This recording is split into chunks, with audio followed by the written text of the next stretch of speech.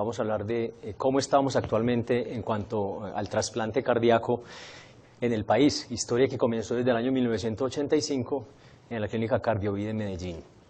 Si bien es cierto, el doctor Stelli nos acaba de mostrar las bondades de las asistencias ventriculares, en nuestro medio hemos tenido serias dificultades para implementarlas.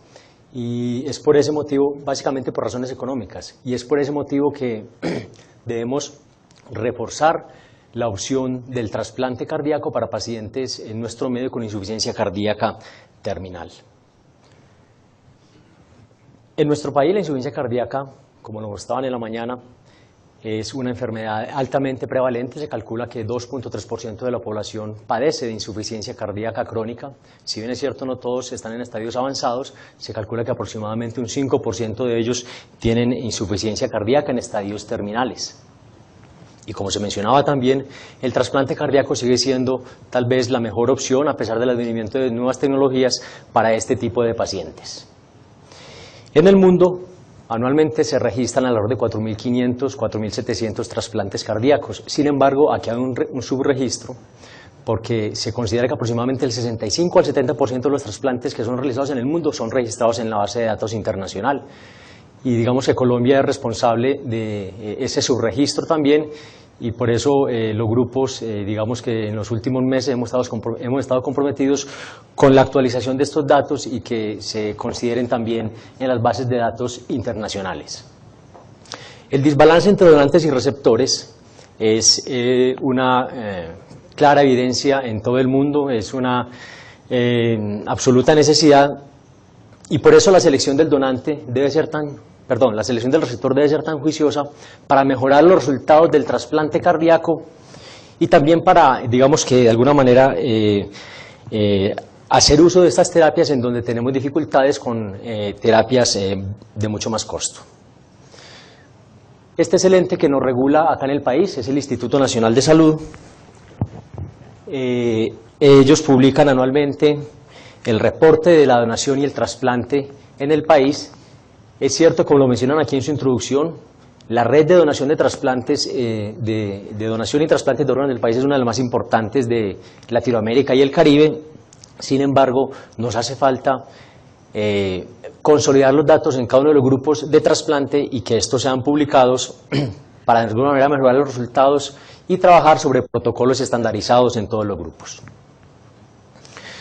Como hablamos de trasplante, y la donación es un punto crítico dentro del trasplante, es lo que nos apalanca el número de trasplantes y nos permite mejorar los números y darle la oportunidad a más pacientes. Me gusta hablar de donación cuando hablamos de este tema en trasplante.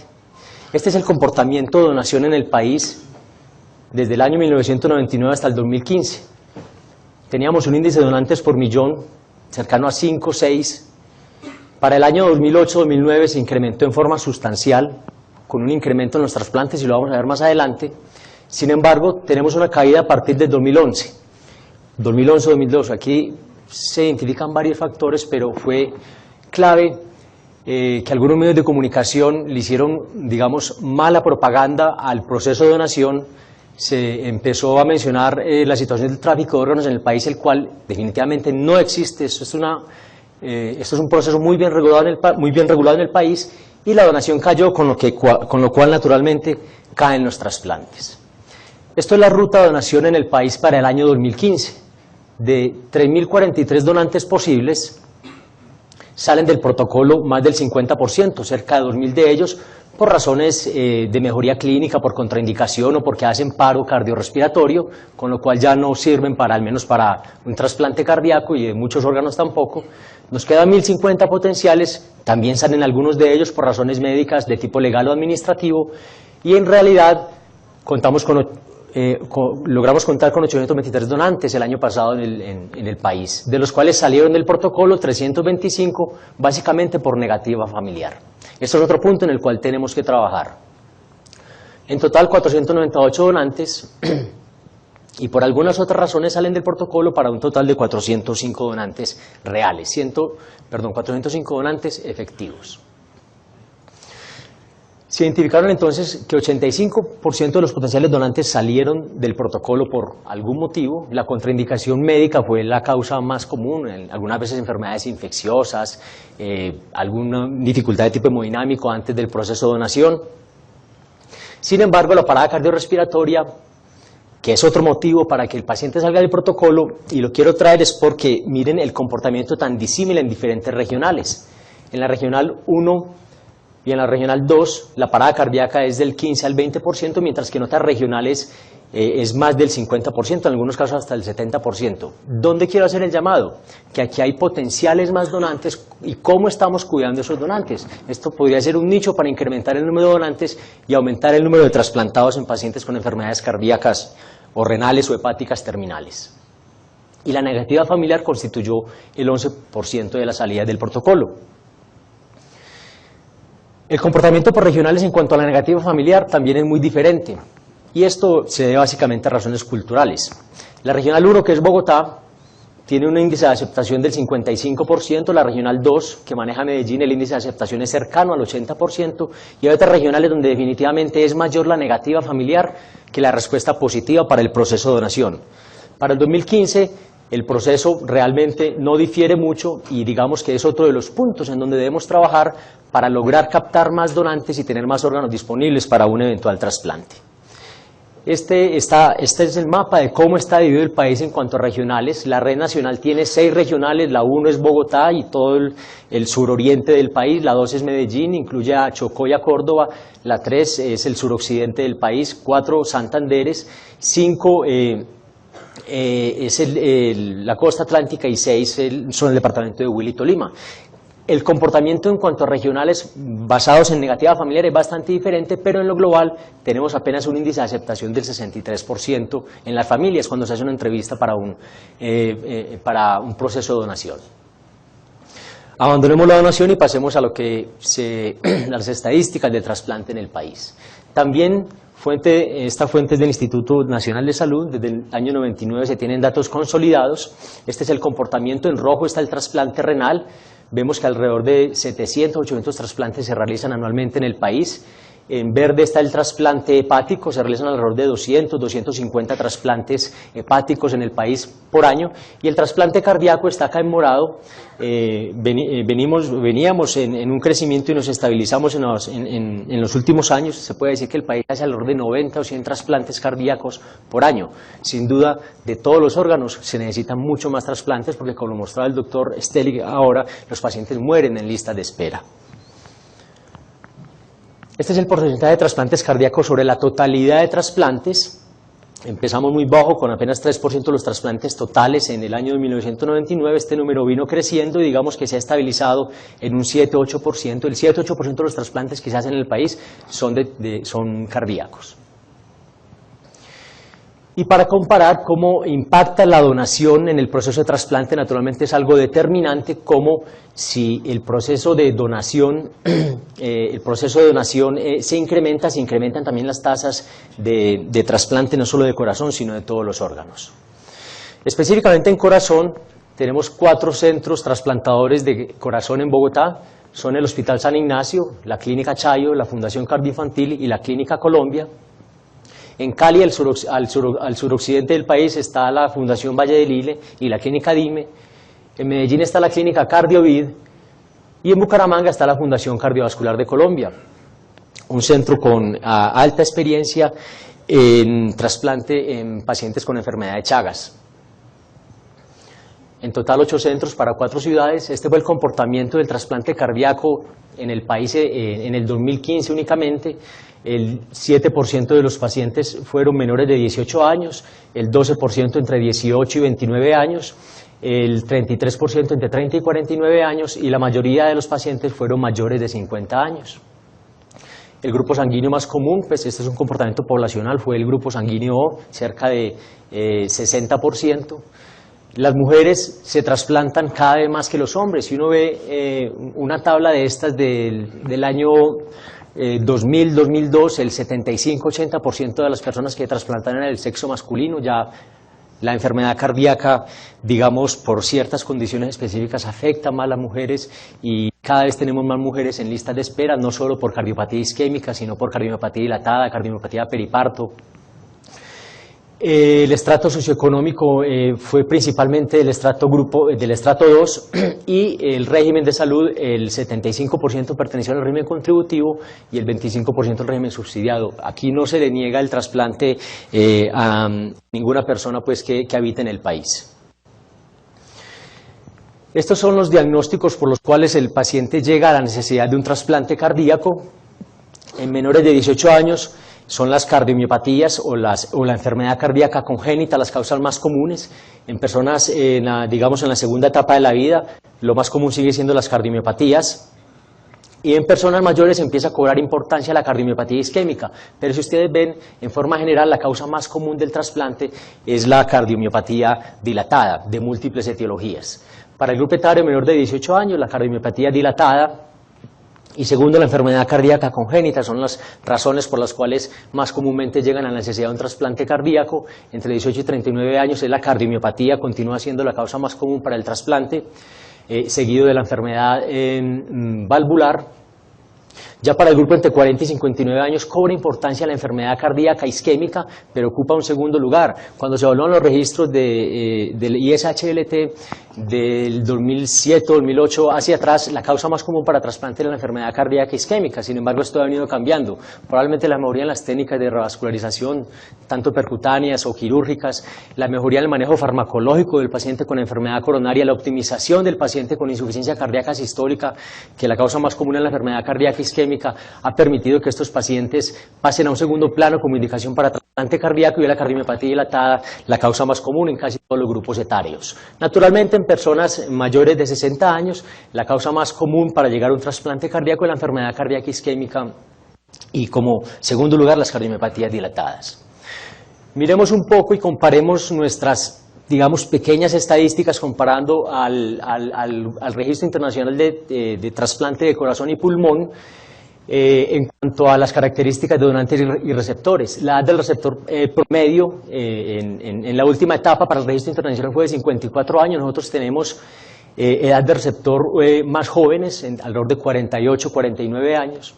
La edad del donante para Colombia es también, tenemos donantes más jóvenes.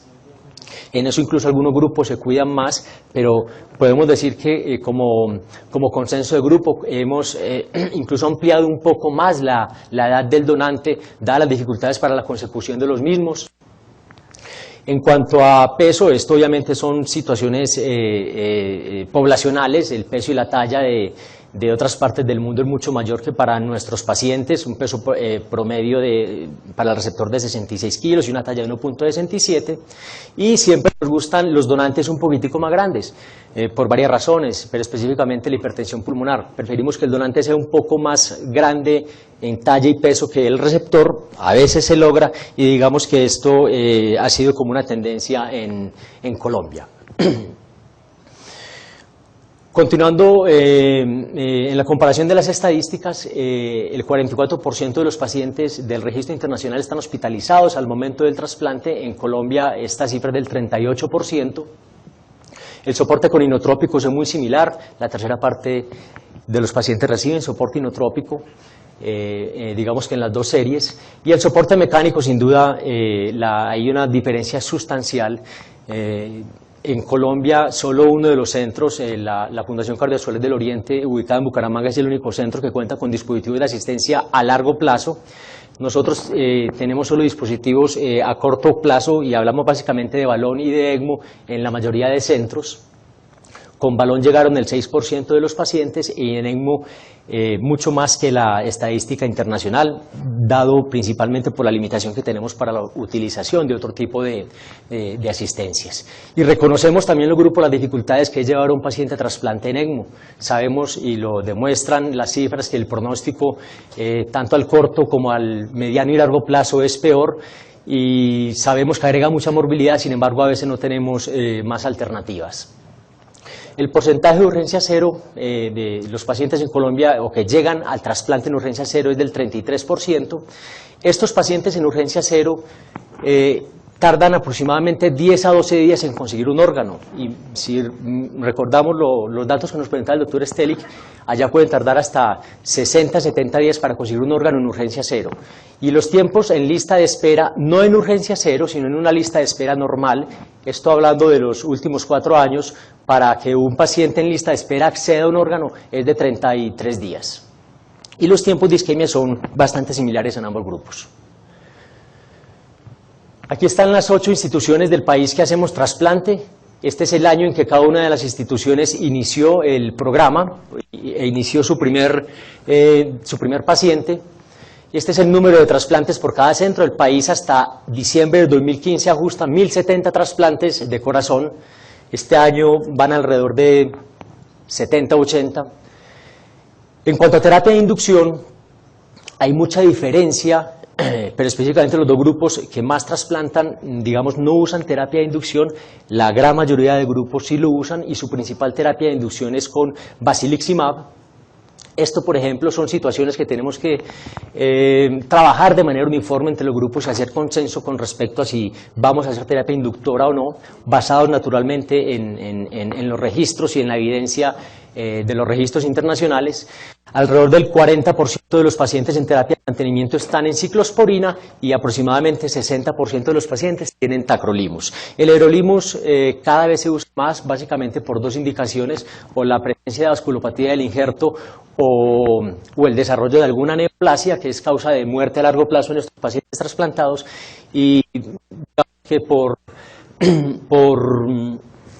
información de los compañeros, alrededor del 15 o 20% de los pacientes trasplantados en terapia de mantenimiento están con everolimus o sirolimus. Estas son las causas de muerte en el posttrasplante en Colombia. La primera causa es la infección no por citomegalovirus, es decir, muerte por infecciones de origen piógeno o incluso micótico, que tenemos en nuestro medio. Algunas razones técnicas. Cabe mencionar que la mortalidad de un paciente trasplantado de corazón es muy diferente en las fases iniciales del trasplante o en forma tardía. Esta muerte no está diferenciada por el tiempo post-trasplante y ese es un trabajo que también debemos y que tenemos que hacer para ver cómo es el comportamiento en cuanto a la mortalidad y el tiempo post-trasplante. La vasculopatía sigue siendo una causa muy importante de muerte en los pacientes post-trasplantados. El rechazo agudo más común en las fases iniciales del mismo, pero también se ve en fases más tardías, a veces conduce a disfunción crónica del injerto. La enfermedad renal, las neoplasias explican el 4% de la muerte, la disfunción crónica del injerto también explica alrededor de un 4% de las muertes. Y esto es un estimado de cómo es la supervivencia luego del trasplante cardíaco en Colombia. La supervivencia un año está entre un 80 y un 90%. Aquí hay unos datos que no están ponderados a la mortalidad temprana, la que se presenta en el posquirúrgico inmediato o en el primer mes post-trasplante, que obliga a que se haga un cálculo censurado de esta mortalidad. A los 3 años la supervivencia es cercana al 70%, a los 5 años es de entre el 65 y el 70%, a los 10 años es del 50%, sin embargo, como mencionaba el doctor Stelic, la mediana de supervivencia, es decir, la mitad de los pacientes en trasplante alrededor del mundo están vivos a los 14 años.